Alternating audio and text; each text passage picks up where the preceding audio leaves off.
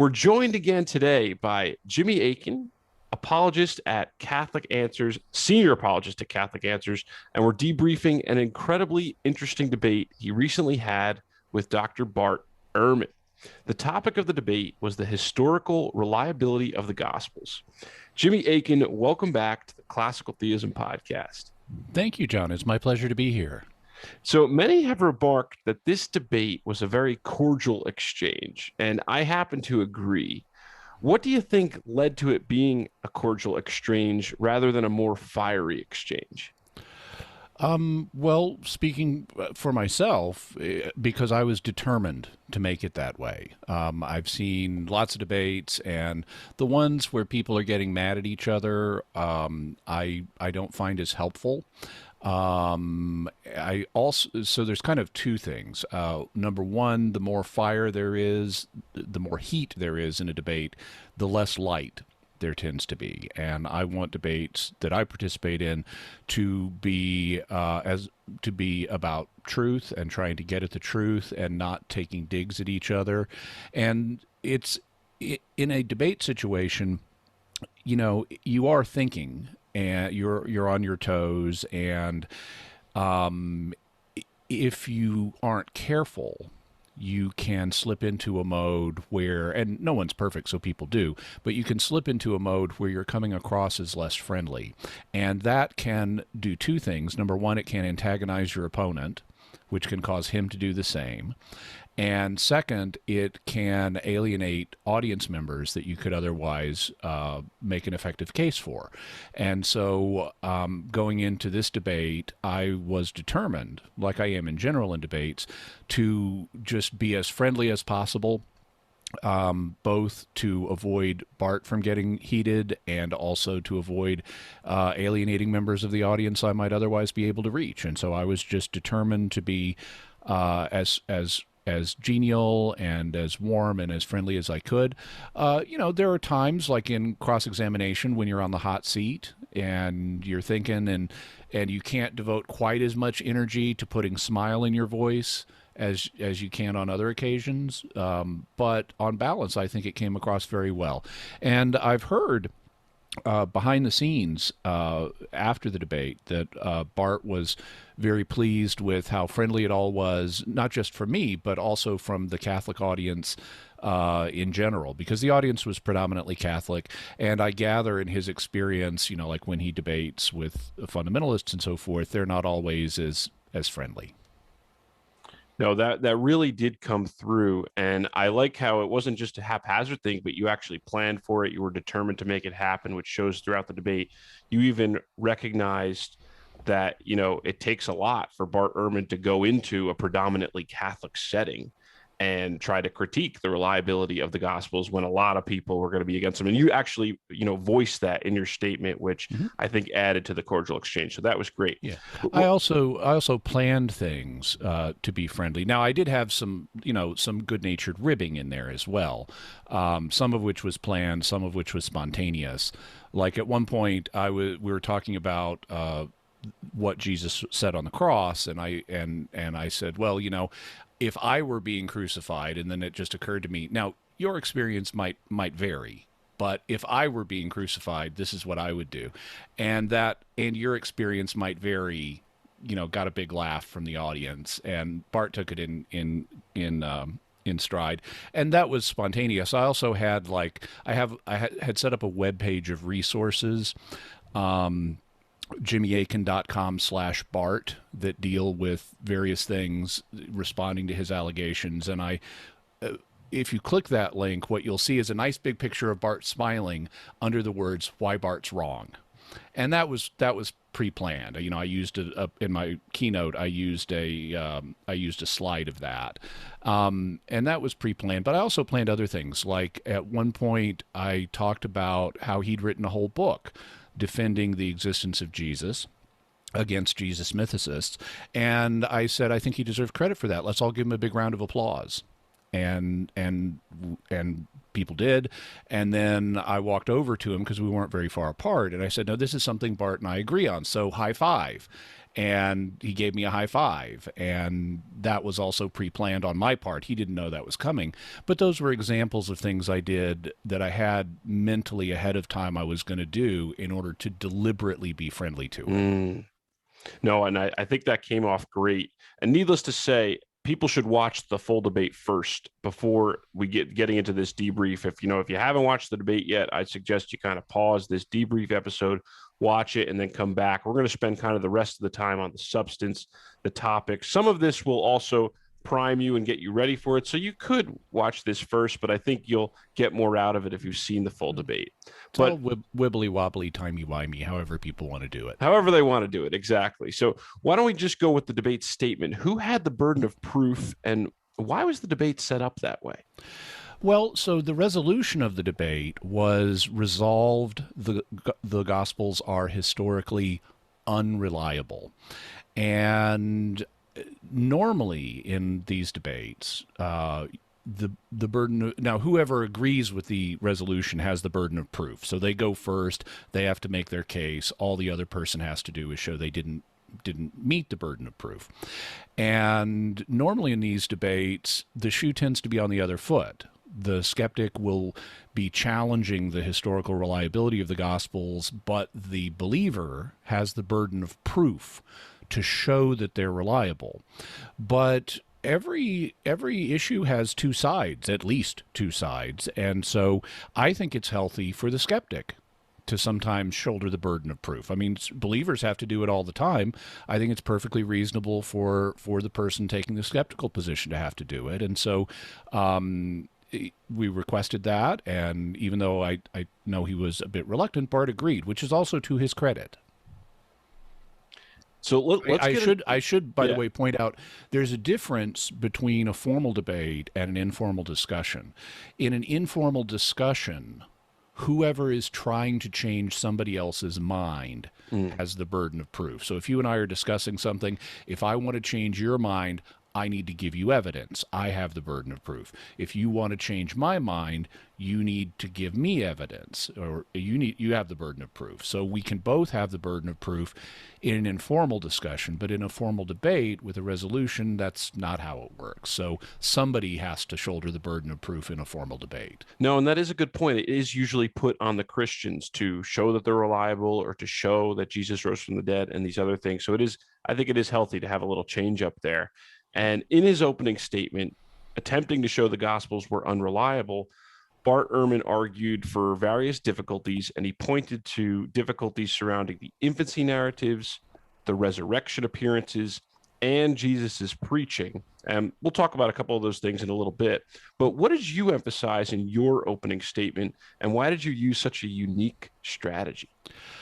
Well, so I had a couple of major goals for my opening statement. The first was to calibrate the terms of what success would mean for Bart in arguing that they're historically unreliable. What often happens is in debates like this, people will drift from a proposition about from the issue of are the Gospels reliable and end up settling on the question, are they inerrant?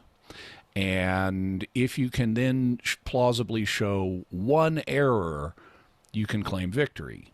But we don't, in ordinary life, require inerrancy or freedom from all error as a requirement to consider something reliable. I mean, I have, friends who I consider reliable friends, but I wouldn't say if they make one mistake, oh, that person's not a reliable friend anymore. So that's not what reliability is.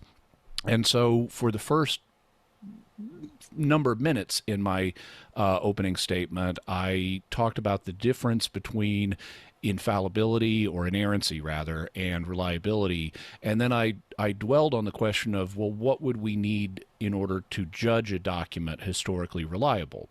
And I basically said, okay, well, documents make different make claims on different levels. Some are major claims, some are intermediate claims, and some are minor claims. And if we can verify that a document or any source, written or not, is frequently accurate on its major claims and its intermediate claims and its minor claims, then we can judge it historically reliable until such time as we discover enough errors in it to counterbalance all the things that we've seen it's right about. And I had a visual way in my keynote or PowerPoint, whatever you want to call it, to illustrate this. I had grids for major, intermediate, and minor claims, and green check marks for things that the Gospels were right about, and red X's for things that Bart would claim are errors. And so what I then did in the second half of my opening statement was I said, well, let's look at some major, intermediate, and minor claims from the Gospels. And, I don't have a lot of time in the remainder of this very brief statement to give you a lot of evidence. So let's look at what Bart thinks. And I had done research and reading in Bart's books and watching his discussions, and I found 62 things that he agreed with the Gospels about, that they're probably right about. It was going to be 63, but I pulled one at the last minute that he might quibble about. So it was actually only 62 during the debate. And I could have gone further because I had like another 7 things he agreed about in reserve. But I went through these claims from the Gospels one at a time, major, intermediate, and minor, and put a green check mark for each time Bart Ehrman agreed. And so by the end of that, you've got 62 points where we've got green check marks on Bart agreeing with the Gospels on all 3 different scales. And then I mentioned, well, he's proposed a number of possible errors, and I had a few red X's to represent those. I didn't know exactly how many he was going to raise, but I included more than he actually did. I included more red X's than he did. And it was still a small number, and they're not on major claims. They're all, at most, they're on intermediate claims, but they tend to be claims of on a detailed level, like, was it this day or the day after that the crucifixion happened? That's a difference of a day. So that's a detailed level claim.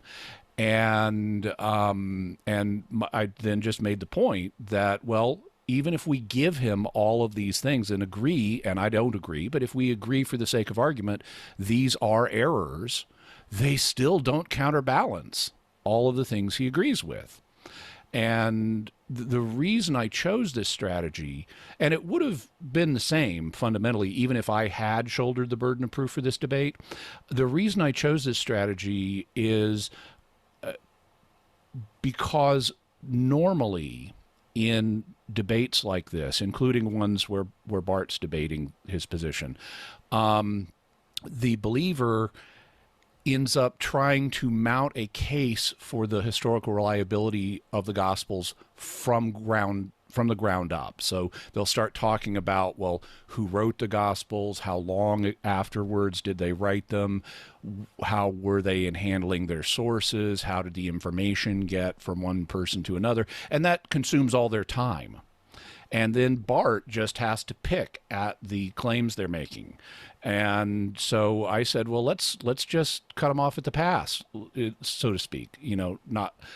Let's sidestep those issues because we really don't need to go into them. Bart himself agrees on all of these points with the Gospels, so let's just show that, and then that will convey to the audience in a compelling way that the Gospels are right a lot of the time, and even Bart acknowledges that. So I thought that would be more constructive than trying to build a ground-up case, to use a common ground case for the reliability of the Gospels.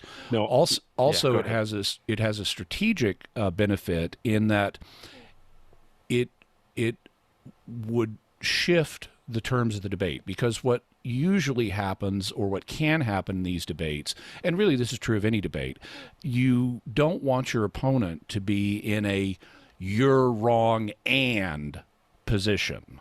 That's an offensive position where you're on the defensive. You want your opponent strategically to be on the defensive. And so by building the case about all these things Bart agrees with, he can't take a "you're wrong and" position. Instead, he'll take a "yes, but" position, which is defensive in nature, and that makes my job easier. No, I really learned so much from what you did with this opening statement because I thought it was highly effective. That distinction right off the bat about reliability versus inerrancy was huge. And I think he may have even appreciated, too, that you were not giving just a fundamentalist inerrancy concept, but you mentioned the nuanced concept in the Catholic tradition. And then it really came out through this debate, Jimmy, that you had done your homework with that strategic listing of all those things Bart agreed upon. It makes it awkward. If he wants to disagree with any of those, then he's disagreeing with himself. So he has to make that "yes, but" sort of a case. Now, one thing he didn't challenge, at least maybe a little bit in rebuttal, was the major, intermediate, and minor categories that you presented. I was curious if he had challenged something that, hey, is this really the sort of thing that historians do? Do they really break things down into major, intermediate, and minor claims? Or is this just something that you're trying to do to make only the few errors seem minor when really they could be major? Did you think about a possible response to that?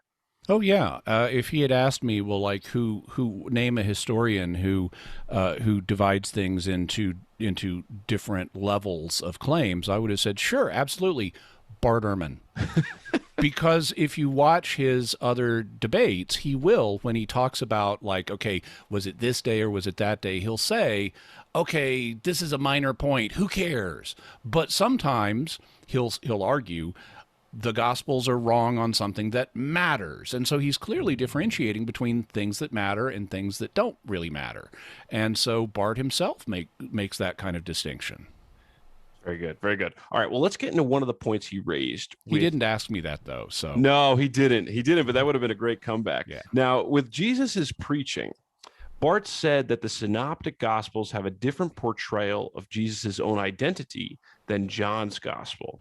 And he pointed out that in John's Gospel, Jesus says, "Before Abraham was, I am, and I and the Father are one, and he who has seen me has seen the Father." Yet we don't find statements like that in the Synoptics. And he concludes that it's more likely these sayings of Jesus are unhistorical, because if Jesus really said those things, then the Synoptics would have included them. And my question for you is twofold here. First, should we just grant this, that John has a very different portrayal of Jesus than the Synoptics? And okay, stop there. Oh, go ahead. Let me do that one. So no, we shouldn't simply grant this. What you find is that both John and the Synoptics have multiple statements that indicate that Jesus is God, or that he is otherwise the central figure in God's plan and how you get to heaven. For example, in the Synoptics, there's a statement that's sometimes called the Johannine thunderbolt, because it is so similar to what you find in John, where Jesus says nobody knows the Father except the Son and those to whom the Son reveals him. And that is very, very similar to the thought that you find and the language that you find in John. And so you do find that there. You also find Jesus claiming to be God in the Synoptics. And I pointed out an example of this in the debate, where Jesus is being interrogated by the high priest at the end of his ministry, and the high priest says, "Are you the Son of the Blessed?"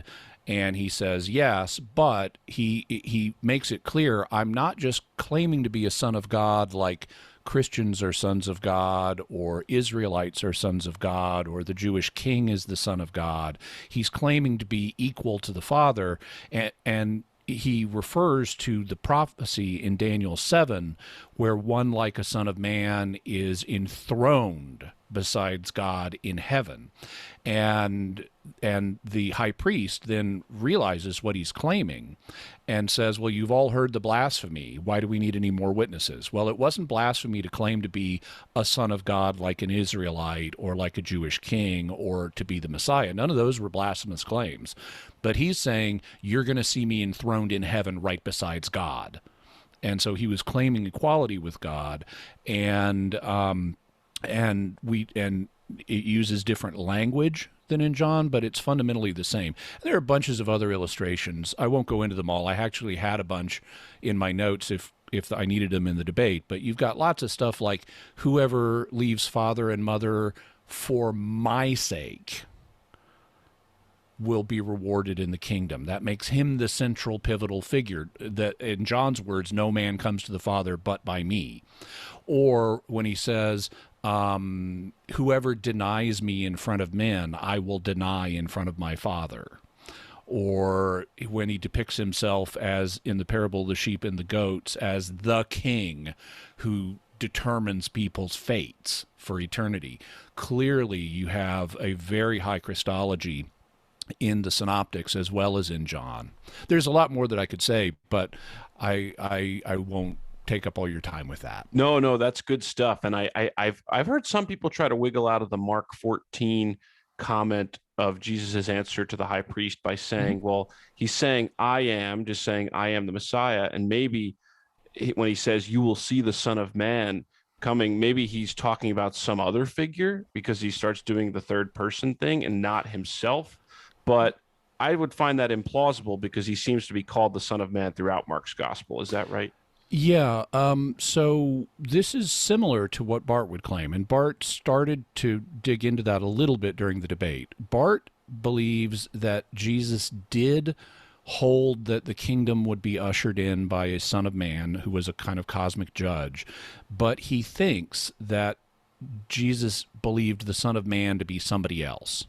And so he thinks Jesus did not claim to be the Son of Man. The problem with that, and among the problems with that, are we have all these Son of Man sayings in the Gospels, and they clearly refer to Jesus.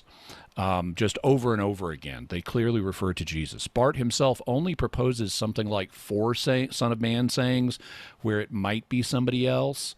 But those are ambiguous, and given that the authors of the Gospels have all of these other sayings where Jesus is attributing being the Son of Man to himself, it's like, okay, they're in better touch with the thought of Jesus than we are today, and the little wisps of ideas we can get from ambiguous interpretations of 4 passages.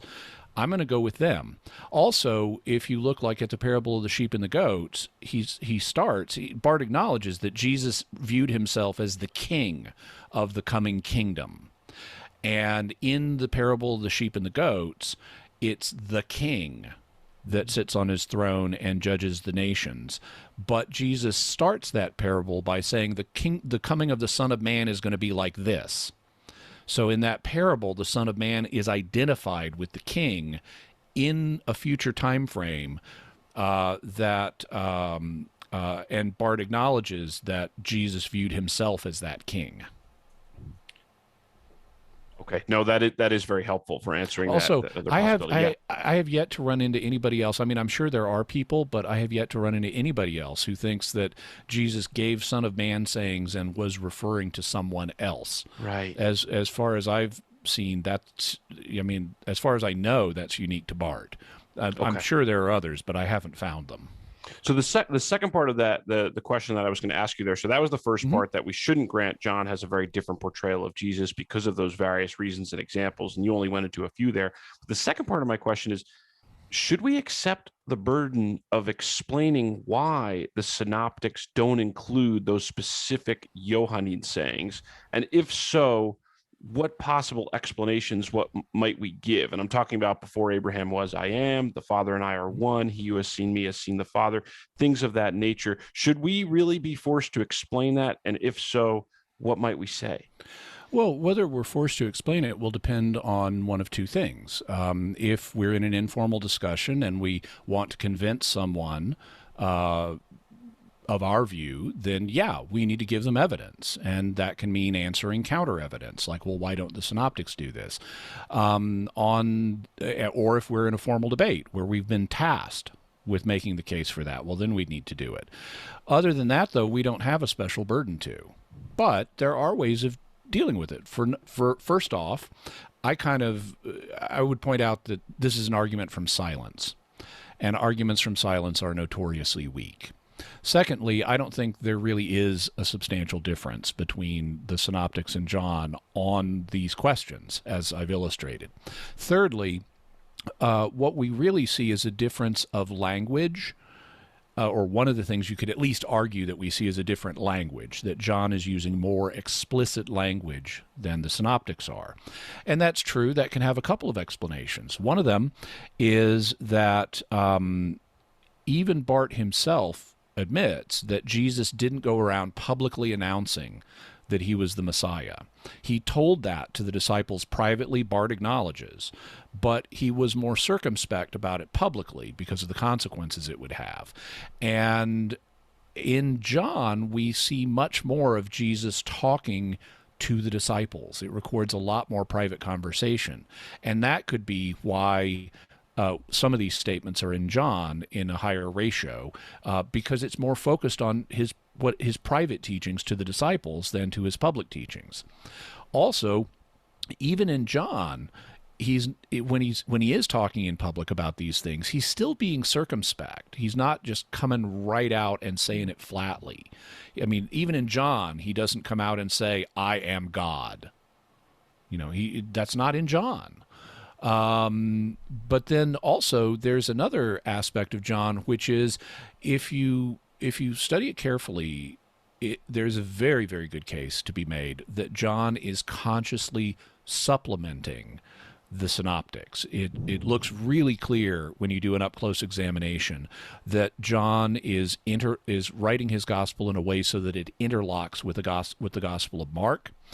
And he also expands on things that Luke mentions only in passing. And for various other reasons, it really looks like he's writing to supplement what's already in the Synoptics. So he's bringing out more of what Jesus said in private and things that aren't mentioned in the Synoptics. So he's not going to repeat all the stuff we see in the Synoptics. He already knows they're out there. He knows people have read them. So he's not going to repeat all that. And that of itself is going to generate different ratios of what John covers compared to what the Synoptics cover. Finally, there's the fact that paraphrase, as Bart admitted, communicating the same meaning in other words. Paraphrase is not a contradiction. And ancient authors had the liberty to paraphrase. That did not mean they were saying anything wrong. And so to some extent, John is going to use different language because he's paraphrasing Jesus in his own way, but he's still accurately communicating the substance of Jesus' thought. No, I think those are some very plausible considerations.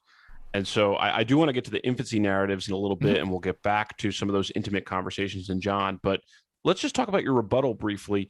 You didn't exactly address all of Bart's criticisms head on right there explicitly in the debate. What was the thinking behind how you constructed your rebuttal?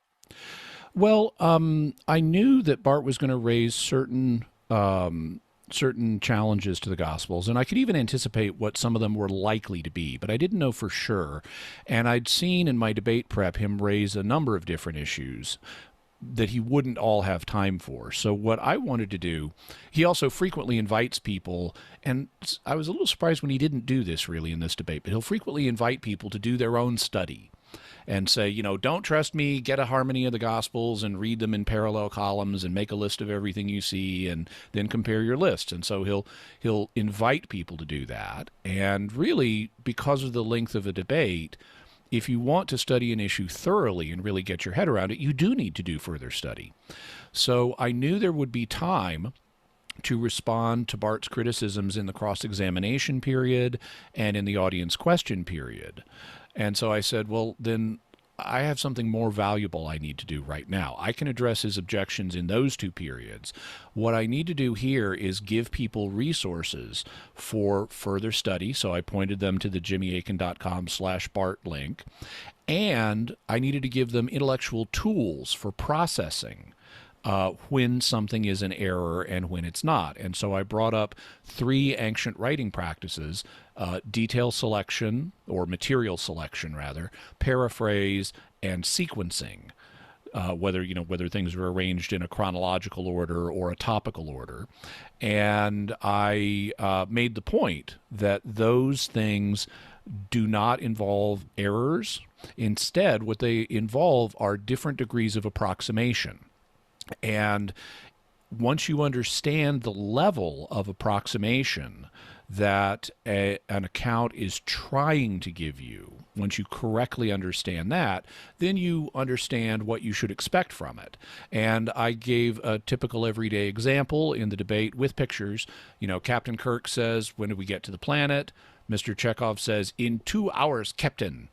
And then Mr. Spock misunderstands the degree of approximation that Chekhov is using. And he says, "Oh, correction, Ensign, we will arrive in 1 hour, 59 minutes, and 47.5 seconds. And Mr. Spock has just misunderstood the level of approximation that Chekhov is using. He's not saying we're going to be there in exactly 2 hours and 0 seconds. It's just approximately 2 hours. Well, that's important because ancient authors, they didn't have recording devices, they didn't have cameras, they didn't have detailed transcripts of what people said. And so they are using a different level of approximation than Mr. Spock would expect. And they are using a different level of approximation than many people today would expect. But that doesn't mean they're wrong any more than Chekhov is wrong in saying we're going to be there in 2 hours. So I wanted to give people those tools to be able to process the kinds of claims that Bart is making. I also wanted to prepare the audience for me to use those tools myself in dealing with the challenges that Bart was making. So, and there was a particular moment in the cross-examination period where I said, okay, this is a Mr. Spock moment, where Bart was overtaxing the degree of precision that one would expect from a particular statement in the Gospels. And when he zeroed in on it, to the very specific thing, I said, okay, that's the Mr. Spock move.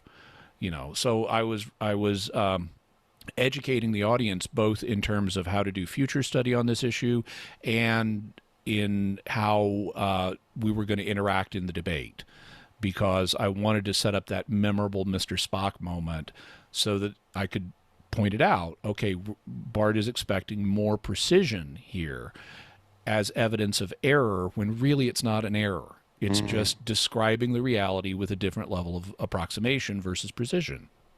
No, I thought that was super effective to lay those tools on the table, because then you were able to refer back to them, like you just said. And for the things you didn't have time to address, that page on your website, which we'll be linking to, jimmyakin.com/Bart, has those detailed articles which address various things. But I want to fast forward to that cross-examination period where Bart was pressing you regarding the infancy narratives. He brought up a number of topics, but I thought you answered his questions quite well. And that is the toughest part of a debate when you're being cross-examined on the hot seat. And at one point, you raised the possibility that Joseph owned land in 2 different places. And I was wondering first, explain to the audience, why did you bring up that possibility? And then what do you think about Bart's suspicion that it was extremely rare or perhaps non-existent for common folk who weren't super rich to possibly have property in more than one area?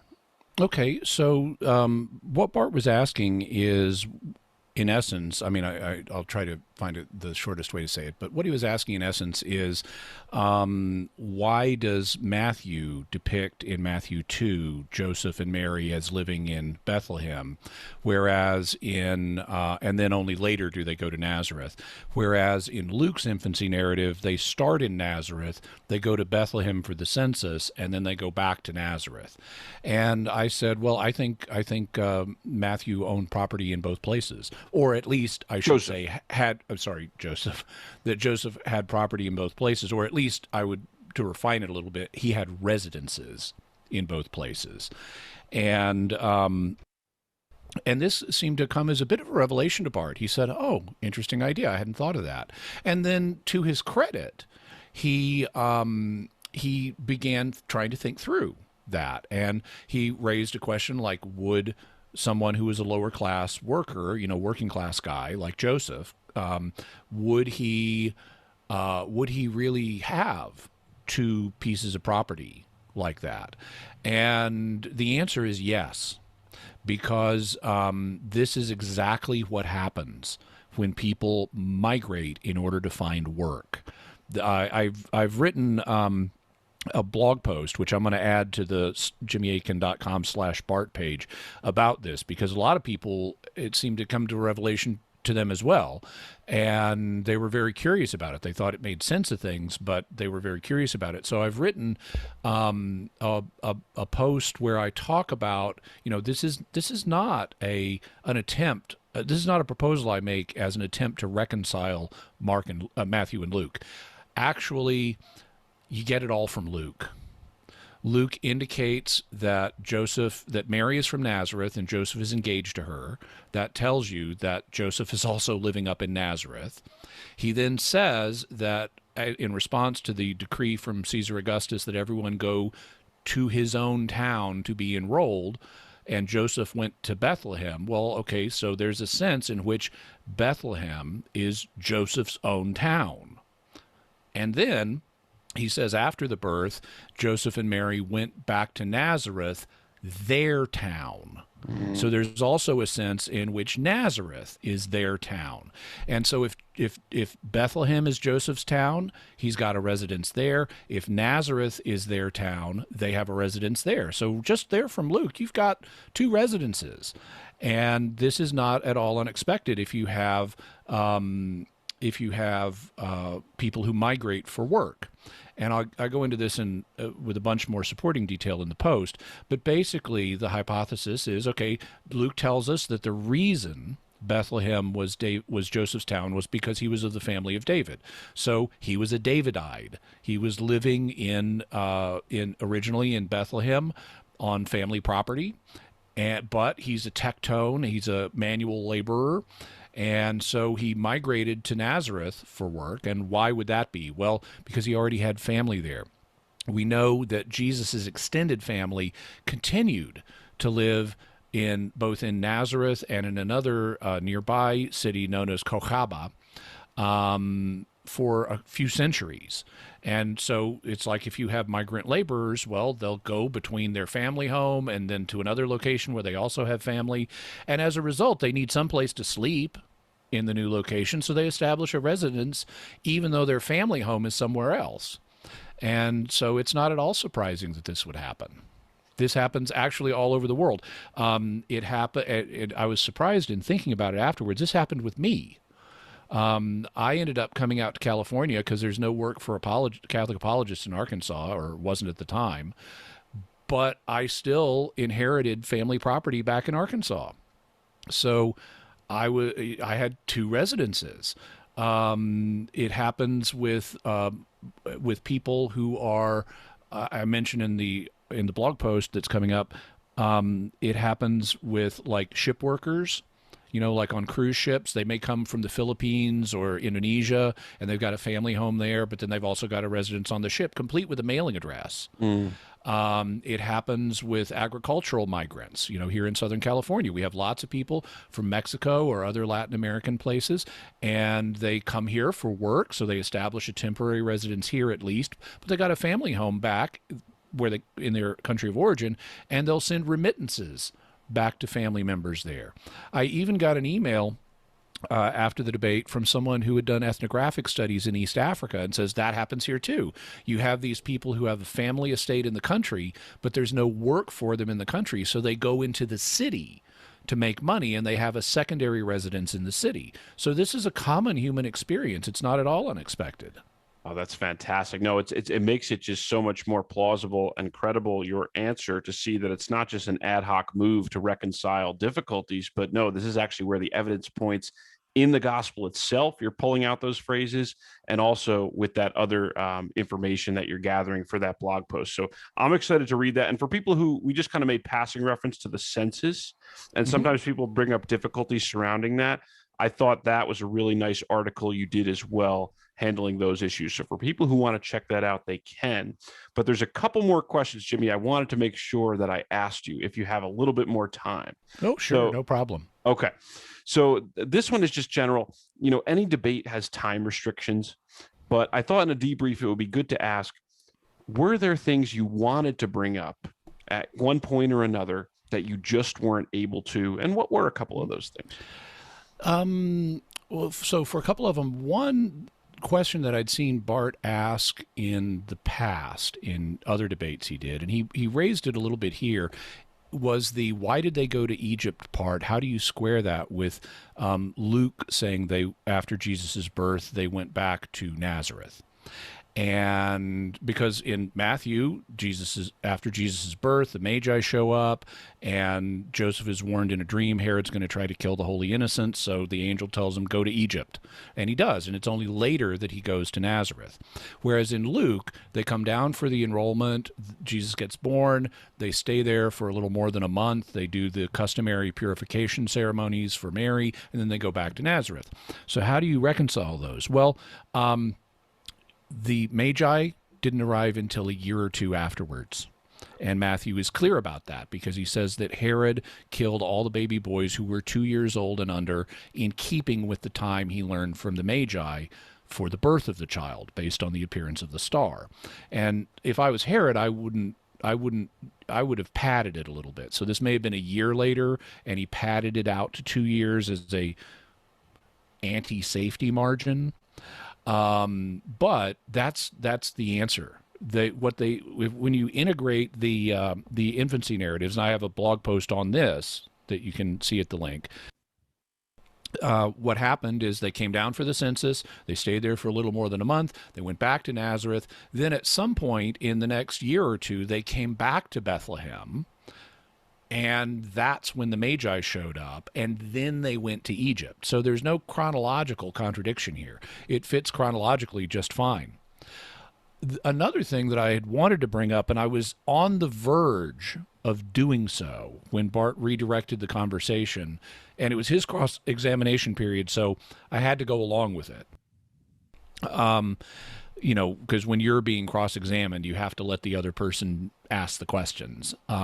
But Bart was asking about the different lines of Jesus's genealogy from David. Yes. And because Matthew has Jesus descending from David's son Solomon, whereas Luke has Jesus descended from David's son Nathan. And there are reasons for that involved with a prophecy from Jeremiah. So we talked about that in the debate. But I pointed out this is not an unexpected phenomenon. You see this kind of things in genealogies all the time because, if we have 2 parents and 4 grandparents and 8 great-grandparents, but it doesn't keep doubling exponentially every generation because otherwise the previous population of the human race would be in the quadrillions. At some point, it narrows down to a smaller number of people. And I pointed out that, for example, David lived 1,000 years before Jesus. Well, William the Conqueror lived 1,000 years before Queen Elizabeth II. And she's actually descended from William the Conqueror in multiple lines. For example, Elizabeth II is descended from William the Conqueror via his son Henry I of Normandy. Henry I of England. He's also descended from William the Conqueror by his daughter, Saint Adela of Normandy. And so you can have multiple lines of descent from the same historical individual, and at some point they have to meet up. So it's not surprising that at some point they would meet up. And one of the things that Bart will frequently ask is, well, who was Jesus's grandfather? Mm-hmm. Because in Matthew, Joseph's father is said to be Jacob, whereas in Luke's gospel, Joseph's father is said to be Heli or Eli, same name. And in a post that I wrote for my blog, which is at the link, I talk about 5 different ways of explaining that. The post is called "Who is Jesus' Grandfather?" And all 5 of the ways are quite possible, but there's one way that Jesus's own family was advocating in the 2nd century and saying, this is the answer. What they said... I'm on the edge of my seat. What they said is that there was this custom in ancient Israel called the Levirate marriage. In Latin, a levir is a brother-in-law. And so in a Levirate marriage, what happens is if a man dies childless, his brother, the levir, is supposed to marry his widow and raise up a son to perpetuate the dead man's name. And that son will be biologically the son of the levir, but will be legally the son of the dead man. And according to Jesus's own, we have records of this, and according to Jesus's own family, in the 2nd century, they said, okay, what happened was there was one of Jesus's grandfathers, Heli, who died childless, and so his brother Jacob married the widow, whose name was Estha. They even preserved the name of the widow, and that was Joseph's biological father. So Heli was the legal father, Jacob was the biological father, at least unless I've got that reversed. And this was the explanation pointed out by Jesus' own family in the 2nd century, so very early. And in responding to Bart's discussion of the genealogies, I got to the point of saying, as Jesus' own family said, and then he redirected it. And I don't know if he knew where I was going or if he was just interested in some other topic, but that's where I was heading. Well, and I think it would have been very compelling to say, and here's the explanation from Jesus' own family in the 2nd century. No, it would have been very compelling. And I know you weren't able to say it in the debate, but I'm glad you got to say it in this debrief session here. I just wanted to direct our attention, Jimmy, to one of my favorite parts of the debate. I think it actually came up during the question and answer session, if I'm remembering correctly. And that's when the topic of Jesus's long discussions with the disciples in Gospel of John, chapters 13 to 17, were raised. At one point, Ehrman expressed skepticism that the gospel authors, decades after the events, could report such a long, detailed statement of Jesus. At one point during the debate, he raised the idea that, hey, you in the audience, can you write down Barack Obama's inaugural address? And that's not even 2 decades ago. Here in John's gospel, we're talking several decades later. How could someone be recording these long addresses? And I thought you had a very nice answer to that. So how do you think about this issue from a reason perspective, and then also a little bit from a faith perspective? So from a reason perspective, what ancient authors did commonly, because they didn't have recording devices, like I mentioned, if they know, like, there's a momentous occasion happening, like a general is about to go into a battle, they won't know exactly what the general would have said on that occasion, but they know the kinds of things that the general would say, and so they'll reconstruct what the general would have said, and it's kind of like a sort of extended paraphrase. And so in the case of the Last Supper, it's a momentous event. Jesus is about to go to the crucifixion. He's giving his farewell discourse. Even if the beloved disciple, the author of John, didn't remember everything Jesus said, he was an intimate associate of Jesus. He knew his thought intimately, and he was there. He would remember at least some of the things Jesus said, and that would put him in a good position to reconstruct what Jesus has said, and it would be accurate to Jesus's thought. It would be a kind of extended paraphrase. So from the reason perspective, that's how I'd approach it. But there's also something else. If you look in John 14, this is in the middle of the farewell discourse. If you look in John 14, verses 25 and 26, Jesus says, I'm telling you these things now, but when the Holy Spirit comes, he's going to remind you of them. And in fact, he says, of all the things I've said.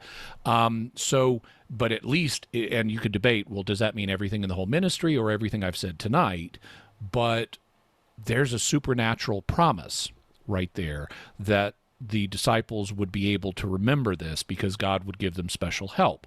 And since Bart himself says you can't pass judgment on miracles as a historian, because they exceed what the historian's craft allows them to do, you couldn't rule out that John was given special supernatural assistance to remember what Jesus said that night. But either way you go, whether you're open to the faith perspective there or whether you want to look at it strictly from the reason perspective, it's still going to be a reliable representation of Jesus's thought.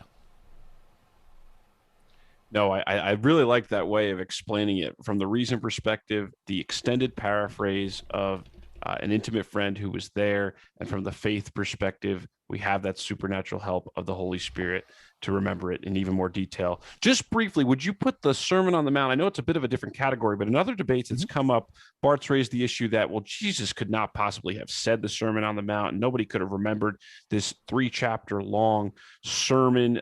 It's clearly, a construction of Matthew. But in response to that, I wonder if we could say something similar, that it's an extended paraphrase. Did Jesus really say those things? And also myself, just thinking out loud and reading Matthew and Luke, in Luke, he gives the Sermon on the Plain.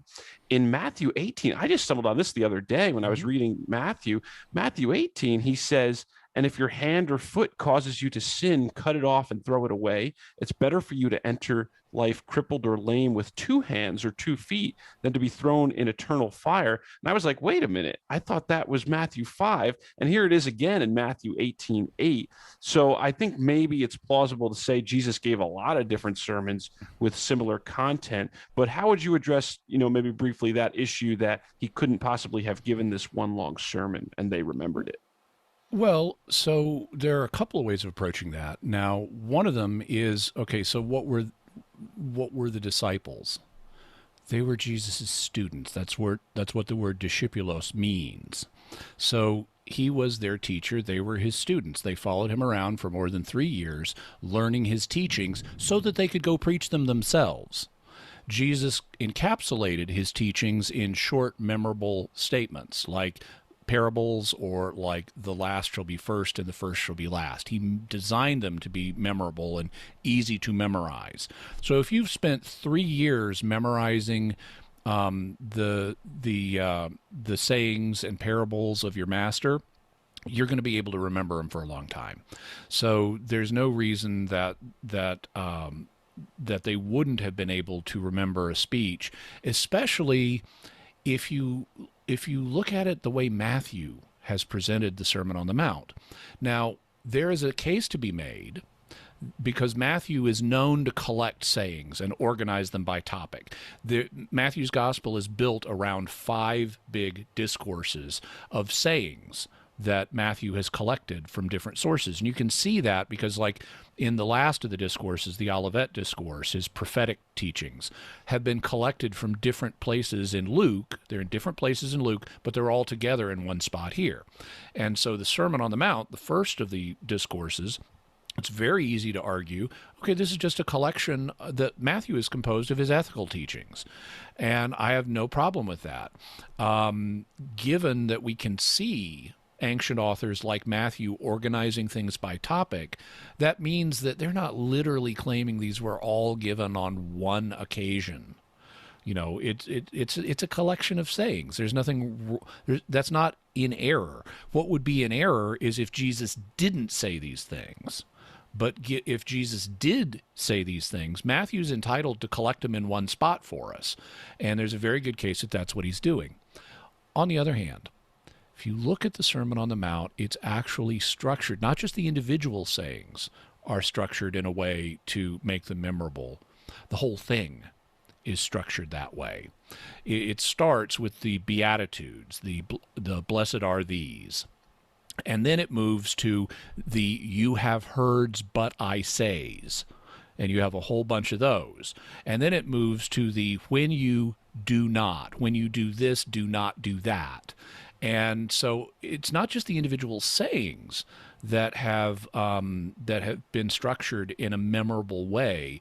The arrangement of the sayings has been structured in a memorable way. And that means Jesus may have given the sermon in very much like this exact form to make it memorable for the disciples. When you go out and preach, first you say the Beatitudes, then you do the you have heards but I says, then you do the when yous do not, then you do the do nots. And so it's possible that this is the sayings in very much the order that Jesus himself preached them. Wow. Wow. Okay. That is a fantastic answer. I am pumped up about that answer. Just one more small thing, but this even came up in the YouTube comments and people were interested. They were asking about it during one part of the debate in response to an audience question. You referenced the Baal Shem Tov, and people were like in the YouTube comments, like, wait, what's Jimmy talking about at this point? Maybe you could say, who was this Baal Shem Tov and why did you bring it up? Well, so during the question period, someone asked, would I accept miracle claims from non-Christian, from outside the Christian community, and if I wouldn't, why wouldn't I? And this is an argument that appears periodically. You know, well, okay, if you're a Christian and you believe in miracles, do you just believe in your own miracles, or are you open to other people having miracles? And I said, yeah, I'm open to other people having miracles, supernatural events happening. My worldview is like the early Christians or the early Israelites. They didn't think, oh, supernatural stuff happens only in our community. You know, they were perfectly happy to say, well, God has mercy on other people. God will do miracles for other people. Also, there are bad guys in the spiritual world that, you know, fallen angels that are trying to trick people, and they can do supernatural stuff too. And so, of course, there are also frauds and hoaxes, and the Bible talks about those, but it doesn't demand that only Christians have supernatural things happening. In fact, Jesus himself, when he's challenged about how are you performing exorcisms, he says, well, by whom are your sons performing exorcisms? So Jesus acknowledges there were Jewish people who were casting out demons like he was.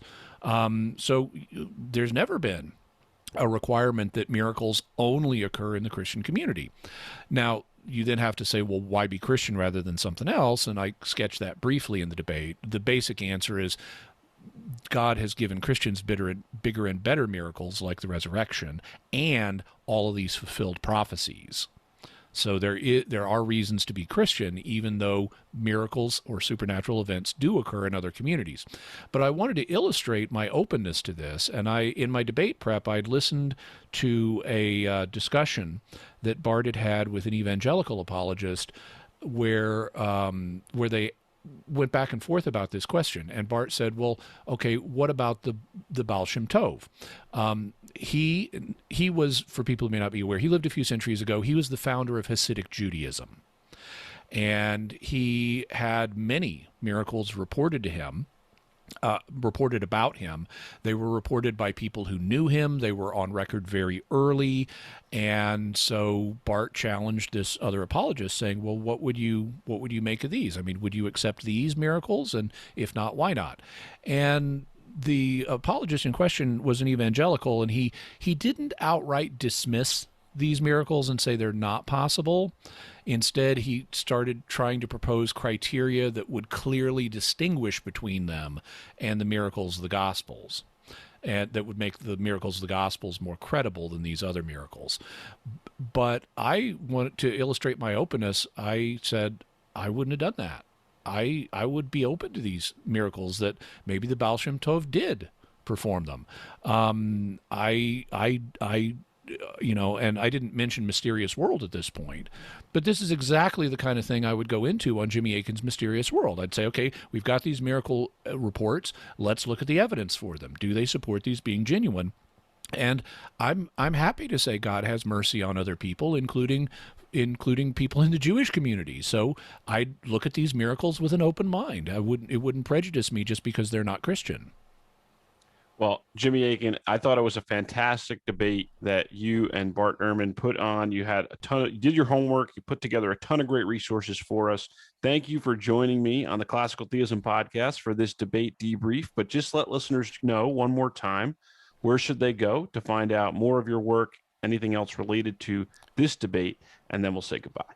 Okay, so I work at Catholic Answers, and our website is Catholic.com, so you can go there for lots of great resources. My own website is JimmyAkin.com. To get there, you have to spell my name correctly. That's all you have to do. Jimmy, and Akin is so easy. It's just 4 letters. Akin.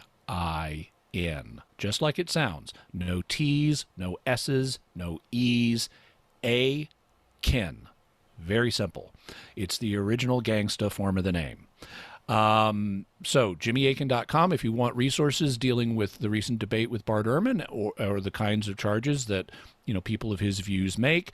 Go to JimmyAkin.com/Bart, B-A-R-T. Also, check out Jimmy Akin's Mysterious World. Just Google that. You'll find it. And you can also go to my YouTube channel, youtube.com/Jimmy Akin. And there you'll find Mysterious World episodes as well as a playlist of debates, including this one, and debate debriefs. So you can see all the different kinds of things I've been debating lately.